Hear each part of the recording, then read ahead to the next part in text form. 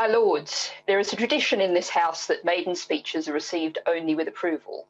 But today I feel like I must break with that tradition in the context of the noble Lord Baron Grimstone of Boscobel's speech, while congratulating him on it. But the speech was made for the government, as a minister, and expressed a philosophy urgently in need of explicit challenge. In introductory remarks, the minister said, "Globalisation, trade and investment are the best route to prosperity and peace." These sentiments in debate attracted wide support, reflecting the 19th century and earlier origins of the political philosophies that dominate in your lordship's house. I note that for the Liberal Democrats, the noble Lady Baroness Kramer said that free, open and fair trade is the bedrock of our political movement. It's also very antiquated. The ideas that gave us the world we have today, one racked by poverty and inequality, facing a climate emergency and a nature crisis, a model that COVID-19 has helped to expose as profoundly insecure and unstable. Pursuing our current economic model, based on economic growth, multinational dominated trade, the exploitation of vulnerable workers and nations, has given us a world in which 1 in 9 people regularly go to bed hungry, and the planet is treated as a mine and a dumping ground, including the forest destruction to which the noble Lady Baroness Boycott referred. That destruction has been to the benefit of a few, not the majority of the people on the planet.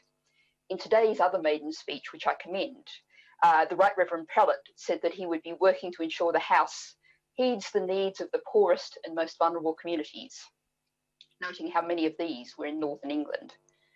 This is a region that did enjoy a period of relative prosperity built on trade, and also on the back of child labourers and exploited women workers. But that was at the cost of the impoverishment of what became Britain's colonial possessions, as the noble Lord the Earl of Devon noted earlier in his excellent speech. There's a chilling reminder of this period in the astonishing appointment of the former Prime Minister of Australia, Tony Abbott.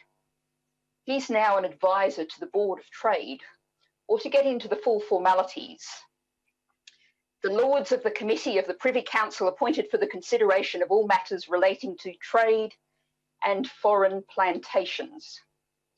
Seems we're not so much headed into the 20th century as the 18th. But there are positive possibilities. What the Green Party believes is that we need strong local economies in all parts of the world, built on the foundation of local independent businesses and cooperatives, with money circulating around those economies, doing its work of meeting people's needs.